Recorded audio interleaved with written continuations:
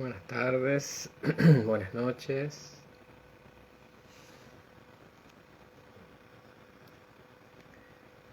Ahí llegó Luis, ¿cómo estás?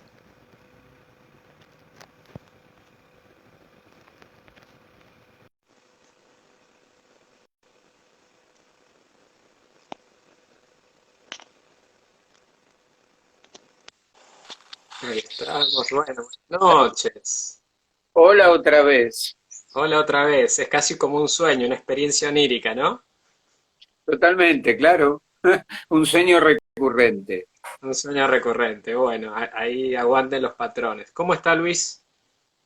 Bien, bien, muy bien, todo el día preparando una presentación sobre arte visionario, ¿no? Y viendo algunos conceptos de Stanislav Grof, obviamente de Jung, también de Otto Rank y su distanciamiento de Freud, todas estas miradas, ¿no? Sobre el arte y las particularidades que determinadas cuestiones en nuestra vida tienen sobre nuestra producción artística. Muy interesante, muy interesante. Hermoso. Bueno, Groff como también uno de los precursores también de la transpersonal. Y bueno, acá el arte visionario como hecho autóctono es importantísimo comparado con lo que sucede en otros continentes, pero vemos que en el Amazonas o los mismos pueblos de acá, el eje, ¿no? Es ese concepto de la visión, que muchas veces es una visión que excede a los sentidos físicos, más una visión de la intuición expresada a través del arte, ya sea la pintura, el canto, el bordado, este, hay mucho acá, ¿no? Absolutamente, absolutamente. Y esto, digamos, está enganchado porque yo venía viendo algunos artistas en la historia del arte que se adelantaron mucho, por supuesto, a los surrealistas. Estamos hablando de artistas del siglo XVIII, como Fuseli, que plasmaban pesadillas en sus obras, algo inusual para ese momento, que había todavía una pintura relativamente académica, ¿no? Entonces, yo creo que es interesante hacer un recorrido de la historia del arte para ver cómo ha ido modificando la percepción que se tenía de la realidad, sino también la plasmación, ¿no? Abriéndola a aspectos que están más allá de lo que nuestros sentidos pueden ver, un poco lo que estabas diciendo vos recién ahora.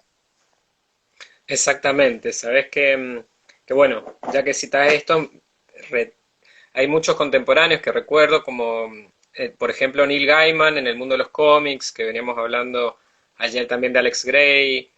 Acá en San Juan hay gente también que está siguiendo ese camino, son canalizadores, como hablamos un poquito ayer, Mercedes Yacante, Agustina Cantón, y gente bueno, que está transmitiendo ese mensaje para su comunidad a través del arte. Creo que habíamos hablado de Ana María Llamazares, que ahí en el libro del reloj a la flor del loto habla de cómo el arte también anticipa lo que está sucediendo. Ujú. Así que, bueno, la verdad que ahora con este contexto hay mucho también para producir y alquimizar, así que o creamos arte o...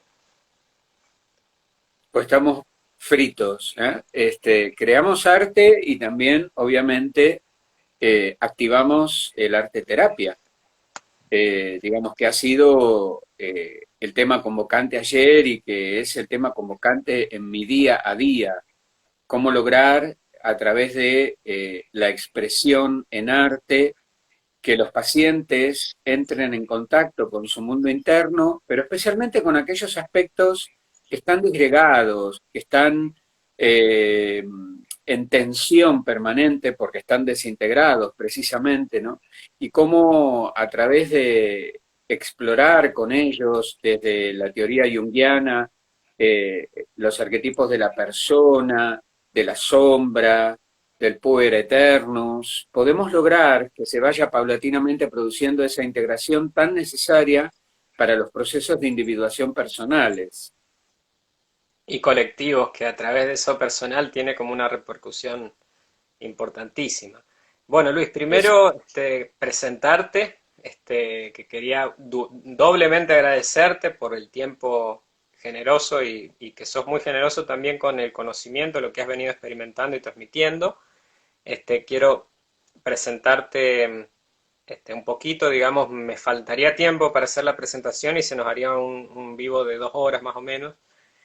Pero bueno, aparte de que te tengo mucha estima, yo sé que tenés más de 40 años de trayectoria profesional como psicólogo, 20 años como terapeuta, sé que sos miembro fundador de la Asociación Argentina de Arteterapia, ¿verdad? ¿Puede ser?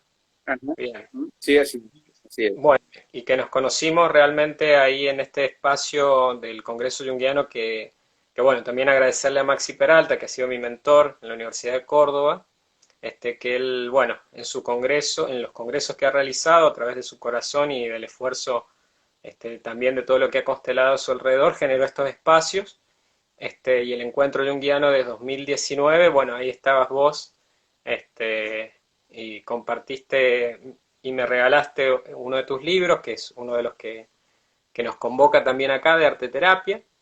Yo sé que vos has escrito varias cosas, varios papers, que sos artista plástico, sos escritor, arteterapeuta, muy integrado.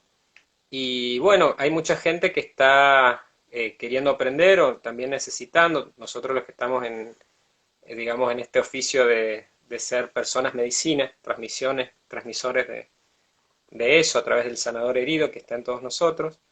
Y bueno, sé que tenés un libro, el primero, que habla de arteterapia, de los dispositivos, un poco de cómo son las características generales de tu experiencia, y un segundo ya donde estás hablando con pacientes crónicos, experiencias de ese trabajo que has tenido con gente con portadora de HIV. Sé que los has acompañado también a la gente más excluida. Sé que has trabajado con gente con depresión, que es esto que hablábamos ayer de la gran búsqueda de sentido, de esa noche oscura dentro del proceso de individuación.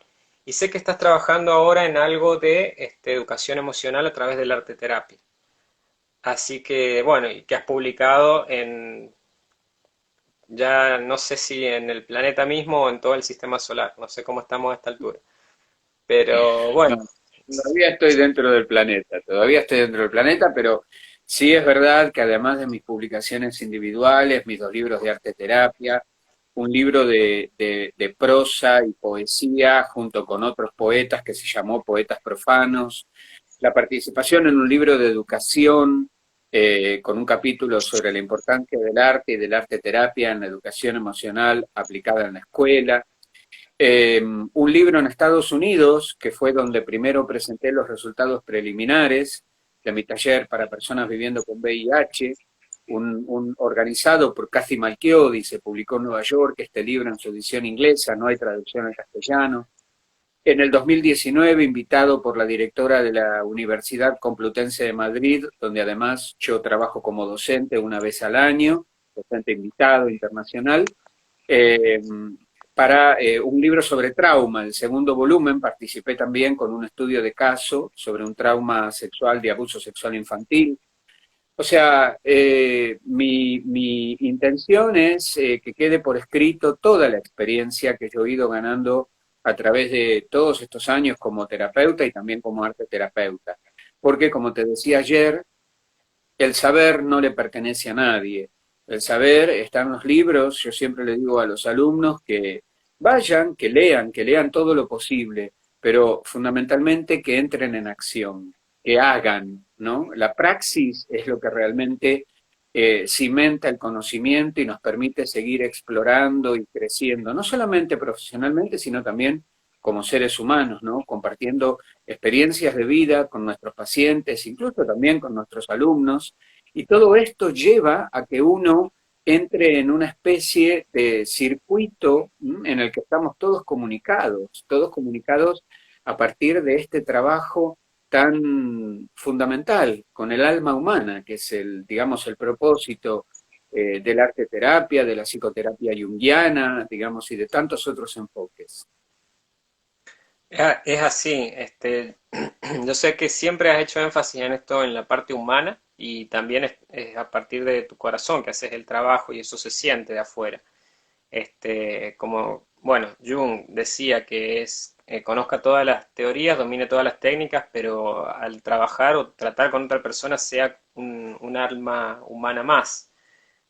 Si solamente estás acopiando conocimiento, digamos, de diálogo interno y no trabajas el conocimiento silencioso y tu corazón y bueno, vas puliendo a través también del propio proceso de sanación que uno va atravesando, la gente que te va ayudando en el proceso y que vas empezando a recordar de que es una cadena, así como dicen los nativos americanos, los pueblos originarios, que pensar a 7 generaciones, que realmente, bueno, uno tiene que transmitir, tiene su momento, sus 15 minutos, digamos, y que después de eso alguien más tiene que tomar la antorcha, y es así donde se da esa sensación de cadena o se consolida esa red. Yo sé que eso bueno, intuitivamente lo has tenido más claro, digamos, que mucha gente, y eso también puede haber sido difícil por momentos. Sé que también el contexto que vos te has enfrentado es distinto al contexto a partir del que yo me he recibido, con el que he crecido. Entonces es muy meritorio, yo siempre veo que gente que es mayor que yo, o sea, sos un pibe, digamos, pero que digamos ha logrado sostenerse íntegra en contextos a veces más adversos, con menos información y a veces con más hostilidad, digamos. Sí, pero yo creo que esto es, digamos, a partir del momento que vos descubrís cuál es el sentido que tiene tu vida y que obviamente no es algo que aparece de la noche a la mañana, ¿no? Sino que es un producto de exploraciones, de equivocaciones, de éxitos, de vueltas atrás, de reformulaciones. Todo esto te va dando la pauta de que nuestro rol en el mundo tiene que ver con aportar algo que lleve al cambio. Obviamente esto no se hace solo individualmente, esto se trasunta de manera colectiva. Por eso para mí es tan importante poder compartir todo este conocimiento, toda esta praxis, y que quienes se forman conmigo vean este lado humano, profundamente humano, del arte terapeuta, que comprende y aloja el dolor del otro, la necesidad del otro, que lo acompaña en silencio, que lo acompaña observando las imágenes que ha producido, los escritos que ha realizado. Y todo esto es una tarea como si fuéramos cosiendo una trama invisible, ¿no es cierto?, que nos permite a nosotros sentirnos partícipes de la vida de otro y de la vida de los otros. Entonces, nada de lo que se hace queda en nosotros y nada de lo que hacemos debería morir con nosotros, sino que debería poder transmitirse y encontrar en el otro una nueva forma, ¿no? Yo siempre le digo a mis alumnos en las clases que lo que encuentran en mis libros, actividades colectivas, actividades individuales, consignas, con cuentos disparadores. Todo eso está para que ellos lo tomen y lo apliquen de la forma que les sea particularmente importante a ellos, no como un dogma se recibe y que entonces, bueno, yo lo aplico. No, en la variación está el crecimiento, el poder jugar con ver qué otras posibilidades, qué vuelta de tuerca le puedo dar a esto que me ha sido dado, ¿no? O transmitido. Y yo creo que ahí está la riqueza de la enseñanza. Es una enseñanza para la libertad, obviamente, y es una enseñanza que tiene en cuenta factores tan importantes como la educación emocional de cada uno de nuestros alumnos. Y es la base. Me acuerdo que ayer hablábamos de ese proceso, de que, bueno, es un acompañamiento, una facilitación, es muy similar a lo que dice el Zen, de que en realidad estar, me acuerdo que vos me decías eso, de la importancia a veces de simplemente estar presente con otra persona, y simplemente solamente el estar ya tiene ese potencial alquímico que se da, como dicen, cuando hay dos elementos, algo nuevo se genera.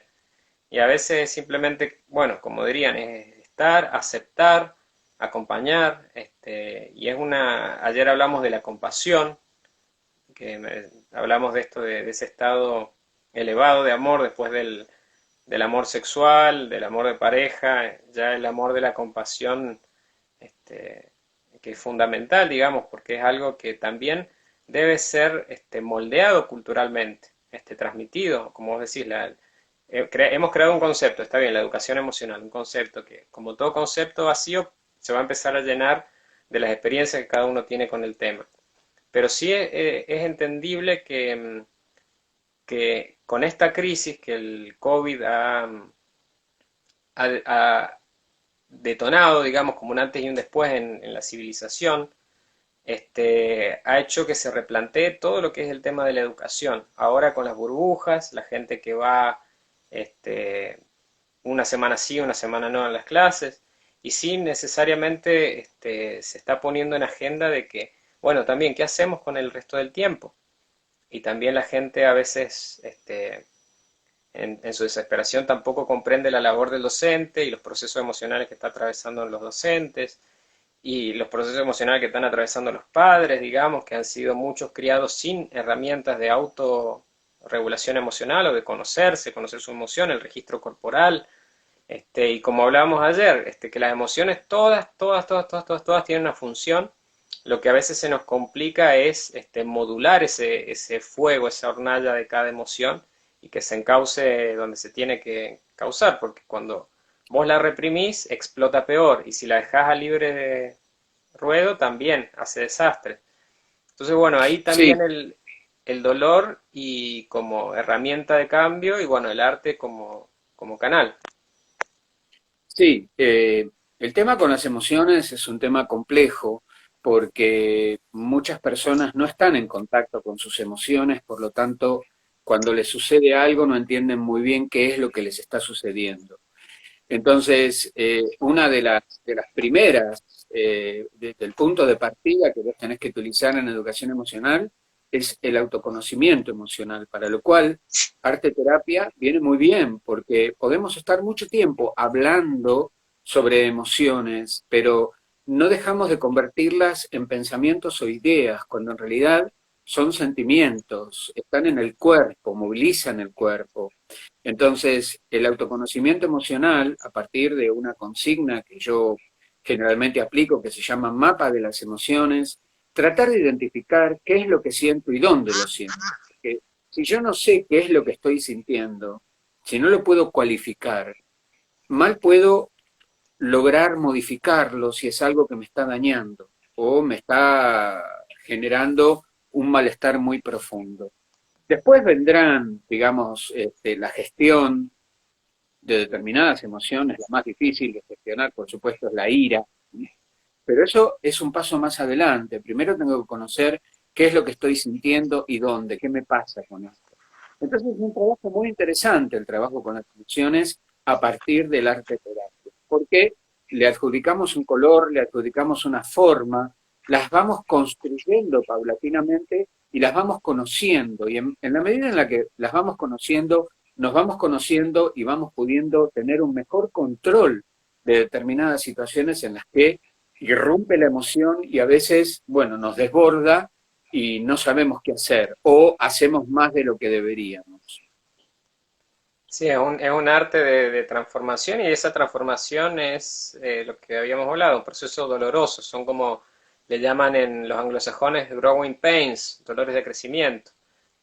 Y también que como por cada momento, por cada ciclo bueno, te enfrentás entre esa posibilidad entre cerrarte o abrirte al dolor, ahí se juega el partido, digamos, vos podés o cerrarte o trascenderlo. Y bueno, ahí también es importante la facilitación, o sea, el rol del acompañante, el facilitador, etcétera, este, para finalmente que la misma comunidad logre, digamos, acompañarte en esos procesos. Ya sea ahora, bueno, todos los casos de trastornos de atención dispersa, de trastorno de esto, de aquello, que son, digamos, cosas que clínicamente uno los ve. Vos me decías ayer, hablábamos del tema de los diagnósticos, de las etiquetas que por ahí son necesarias como algo como un remedio venenoso, digamos, algo donde posarse, pero que no puede convertirse en ese sentido de la etiqueta que ya está más ligado a la estigmatización que otra cosa. Vos algo me habías contado de tu experiencia bueno, con los pacientes. Si querés compartir algo, bienvenido. Sí, el trabajo con pacientes psiquiátricos, que fue un trabajo que llevé a cabo durante muchos años en varias clínicas, hospitales de día y unidades de internación. donde, digamos, muchas veces el paciente está identificado por su diagnóstico, ¿no? Y ese paciente tiene un nombre, tiene una historia, tiene una herida, tiene un dolor, sufre muchísimo. El sufrimiento psíquico, no sé si no es peor que el sufrimiento físico, porque el sufrimiento psíquico está relacionado con el alma. Entonces, los pacientes, al ser etiquetados con determinado diagnóstico, enseguida tienen como características que supuestamente los identifican. Y habrá cosas que puedan hacer y cosas que no puedan hacer. Yo en arte terapia los desafiaba en, en el buen sentido, a que encontraran eso que sí podían hacer y lo potenciaran. Porque eso de alguna manera los hacía sentir dignos y útiles. Más allá de esa etiqueta, más allá de ese diagnóstico. Para mí eran seres humanos con una dolencia de alma que trabajaban en arte terapia. Y las producciones, muchas de ellas, eran absolutamente fantásticas, porque se entregaban, porque el arteterapeuta tiene que lograr que se genere un clima de confianza, que confíen en él, que sepan que está ahí para acompañarlos, para apoyarlos, para explorar el mundo creativo, que puede ser muy abigarrado o puede ser muy sencillo, eso no entra en juego. Lo que entra en juego es poder expresar, objetivar esos contenidos subjetivos que generalmente hacen muchísimo ruido cuando quedan guardados dentro de uno. Entonces, el trabajo con los pacientes psiquiátricos a mí me enseñó muchísimo y allí trabajé mucho esto de la compasión, que a veces cuando se habla de compasión, la gente tiende a decir, ay, pobre, ¿no? Y no es, ay, pobre. La compasión tiene que ver con la empatía, tiene que ver con poder comprender el dolor del otro, alojarlo, hacerse cargo y acompañarlo. A veces sin hacer absolutamente nada, simplemente estando. Esa es la compasión, poder entender que ese sufrimiento, vivir en un estado permanente de sufrimiento, cómo debe ser vivir en un estado permanente de hostigamiento por pensamientos, por ideas, como pasa en muchos cuadros psicopatológicos. Entonces, verlos en su humanidad, y yo ayer te compartía, ¿no? 24, 31 de diciembre, fechas en las que los hospitales de día, nada, no tienen actividad. El arteterapeuta o los terapeutas no van, solamente hay personal de emergencia. Yo iba con las Coca-Colas, con el pan dulce y hacíamos una celebración mientras pintaban. Y era una dicha absoluta para muchos de ellos que ni siquiera recibían la visita de un familiar en fechas tan sensibles. Y para mí era irme lleno de gozo porque sentía que había compartido algo muy especial con seres muy especiales. A pesar de que mi familia es muy limitada, yo prácticamente ya no tengo, mis padres no viven, prácticamente no tengo familia, pero sentía que había algo ahí que no era que reemplazaba a mi familia, sino que me colocaba a mí en el mismo nivel que ellos. Un ser humano que en determinado momento siente la necesidad de compartir su mundo interno con otros seres humanos. El mío era a partir del afecto con el que le llevaba estas cosas, sencillas, una Coca-Cola, un pan dulce no es nada, pero para ellos era un mundo, era importantísimo, era el momento más importante del día. ¿Cómo privarlos de eso? ¿Por qué privarlos de eso? ¿Por qué privar a nadie de esa dicha, no? Ajá, la verdad. Y en el caso de la gente que, bueno, que era portadora de HIV, ¿qué sentiste de, bueno, cómo eran tratados, cómo fue tu experiencia, tu trabajo ahí, tu acompañar? Mira, el taller para personas con HIV comenzó muy temprano, ya por el año 2004 y se extendió hasta el año 2014. Fue un proyecto largo de 10 años de tener ese taller todos los sábados a la tarde. Así lloviera, tronara, hiciera 10 grados bajo cero o 35 grados de calor. Todo el año, todos los sábados a la tarde. Fue un acto de compromiso, fue un acto también de mucho crecimiento personal Y fue un ejercicio muy grande en entender al otro en su diversidad. Obviamente, yo siempre le digo a mis alumnos que cuando vos, como arteterapeuta, decidís trabajar con determinado tipo de población, tenés que preguntarte qué te va a pensar a vos con ese tipo de población. Si hay personas que quieren tener arteterapia con pacientes oncológicos, tienen que revisar cuál es su posición respecto al cáncer, cuál es su posición respecto a la posibilidad de muerte, cuál es su posición respecto a intervenciones quirúrgicas. Eso es muy importante, porque si no, no resonamos con el otro.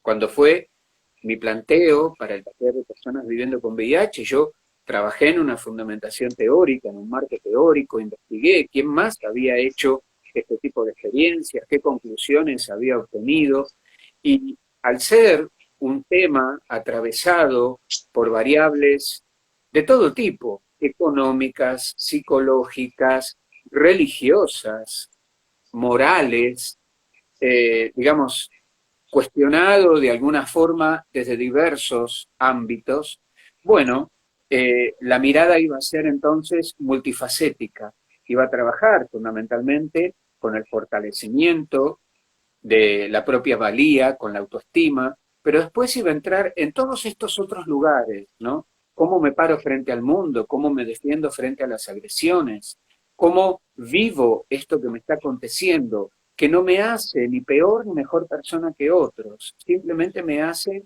una persona que está padeciendo determinada cuestión. ¿Por qué sucedió? Es lo que menos importa. Está y qué podemos hacer para paliar los efectos, muchas veces negativos, que tiene sobre el psiquismo. Aún hoy día, con todos los, digamos, los avances que hay, porque ahora nos encontramos frente a una patología que está cronificada, entonces la medicación obra maravillas. En la época en la que yo comencé el taller, todavía había personas que si no tomaban la medicación se morían. Y Mm. hemos perdido algunos integrantes del taller en su momento y han sido momentos muy dolorosos para todo el grupo, pero también obviamente para mí como coordinador. Pasamos muchas penurias en el sentido de que éramos como transhumantes, ¿no? Íbamos por distintas asociaciones en las que yo pedía que alojaran el taller. En algunos casos había una mirada estigmatizante, en un lugar donde estuvimos, nos expulsaron apenas después de un par de semanas, cuando se dieron cuenta de qué se trataba. En otros lugares que estaban realmente trabajaban con este tipo de población. Sin embargo, lo que querían ellos era que el taller fuera pago, que se cobrara. Y esto es algo que yo defendí a muerte desde el primer encuentro. ¿Por qué? Porque mucha de la gente que venía al taller no tenía trabajo. Han venido personas a comer, no a pintar, a comer, porque no tenían trabajo, porque no tenían para comer, porque habían ido a retirar la medicación y se habían enterado que existía esta actividad, porque obviamente se sabía, yo había diseminado la información por muchos hospitales y centros de atención. Entonces, digo, la mirada siempre fue humana, la mirada siempre fue comprender al otro, la mirada siempre fue, te puedo acompañar en esto. No necesariamente, como alguien dijo en un momento, ¿cómo podés intervenir vos si no lo estás padeciendo? Fíjate que Mm. si pensáramos que uno tiene que intervenir solamente con aquellos tipos de poblaciones que están relacionados con algo que uno padece, bueno, primero que no podemos tener una mirada objetiva, porque estaríamos adentro. Y por el otro lado, imposibilitaría de trabajar. Sería muy reducido el ámbito en el que podemos trabajar. Yo creo que precisamente una buena formación en arteterapia, como la que yo defiendo de manera permanente, con mucha investigación, con mucho registro de datos, con mucha lectura de bibliografía, produce que vos puedas desarrollarte profesionalmente y actuar o intervenir con cualquier tipo de población que vos desees, siempre y cuando lo toleres, que es lo que yo te decía al comienzo. ¿Qué me pasa a mí con estas personas? ¿Puedo trabajar con pacientes oncológicos? ¿Puedo trabajar? De hecho, me he visto forzado, una paciente oncológica que bueno, ella eligió morir en su casa. No quiso que la internaran, no quiso que le hicieran ningún tipo de conexiones a máquinas o cosas que la mantuvieran con vida. Y yo trabajé con ella en arte terapia hasta una semana antes de su partida. Fue doloroso, dolorosísimo, pero trabajamos el viaje espiritual, el viaje de su alma. Entonces, a mis alumnos siempre les digo, tenemos que tener una mirada muy amplia. No tenemos que centrarnos en tal autor dice tal cosa, tal autor dice tal otra. Tenemos que meternos forzosamente con nuestra propia espiritualidad. Tenemos que meternos con nuestras creencias, tenemos que ahondar en nuestra sensación de que estamos también para trascender, de que debemos trascender. Y es así como podemos acompañar a alguien que está por cruzar el umbral. A pesar de, en ese momento, mi temor a la muerte. Es algo que he venido trabajando en mi terapia de toda la vida, hasta que finalmente, obviamente, lo he aceptado. Y es una parte más del viaje, ¿no? Ahora, eh, trabajarlo con esa paciente en ese momento fue durísimo para mí, porque realmente estábamos hablando casi de temas abstractos. ¿Qué se siente en ese último momento? ¿Quién va a estar acá conmigo? ¿Cómo va a ser? Ella me hacía a mí preguntas de las cuales yo no tengo obviamente todas las respuestas, porque estas eran preguntas casi de carácter metafísico, pero me llevaron a mí a explorar profundamente cuál era mi visión sobre la vida, sobre la muerte, sobre el tránsito. Y yo creo que esos son los aprendizajes que nos dejan los pacientes. Ellos no lo saben. Y uno muchas veces, cuando les agradece, cuando ellos Mm. agradecen, les agradece, no entienden por qué uno les agradece. Si ellos son los que han venido a buscar ayuda, han mejorado, han superado ese trauma o ese problema y están agradecidos. No, uno también está agradecido, porque forzaron a que miráramos nuestro propio mundo, porque ese paciente es un ser humano, yo su terapeuta o arteterapeuta también soy un ser humano, y desde ese lugar yo lo entiendo, no desde otro lugar. Me acuerdo que también Virginia Gawel decía, participó en una clase por videoconferencia ahí del seminario que daba Maxi Peralta, y ahí también hablaba de eso, de lo difícil, la importancia de simplemente es eso, es acompañar, estar ahí, este, sabiendo de que no vas a estar al 100% en los zapatos del otro, este, y que es difícil para uno, pero por ahí, digamos, no hay una fórmula tampoco, no hay algo, digamos, podés tener todo el manejo teórico, pero bueno, la vida es algo fortuito, no está en los libros, entonces ahí depende de eso, de tu conexión también con el sentir de ese momento y poder actuar desde ahí, desde lo mejor que puedas generar. Bueno, Quería sí, hacer discúlpame, una... acá tenés que tener en cuenta una de las variables junguianas, ¿no es cierto? Que es la intuición. Tenés que Mm. trabajar desde la intuición, porque hay cosas que están más allá de la comprensión intelectual, y solamente podemos aprenderlas intuitivamente. Ajá, exactamente, que es un entrenamiento, el conocimiento silencioso. Sabes que, bueno, ayer habíamos hablado un poquito de dos libros, ¿no? Del emocionario, que te lo mencionaba, y bueno, a partir de esto que hablábamos del inconsciente colectivo, también de Parravicini y uno de los tantos, digamos, artistas que han traído legado e información información que decía de, bueno, la pintura será sol. Yo quería ya como para ir cerrando en breve, quería, bueno, comentaras tu sentir también de cómo, qué consejos tenés para transmitirle consejo o experiencia a la gente, al que se quiera formar en arte terapia también, podés comentar dónde estás trabajando, si la gente te quiere buscar, y bueno, y cómo, qué sentís de esto, de esta importancia que tiene el arte para este momento también de transformación que está atravesando Argentina y el mundo. Yo estoy como docente en varias formaciones, tanto acá como en el exterior. Obviamente voy a hablar de las de acá, son tres. Está el Centro de Arte Terapia, Centrarte, está la Escuela Argentina de Arte Terapia y la Fundación Jung Buenos Aires. En ellos imparto diversas materias, 7 materias diferentes entre los tres lugares. Las formaciones duran generalmente 2 años, 2 años y medio.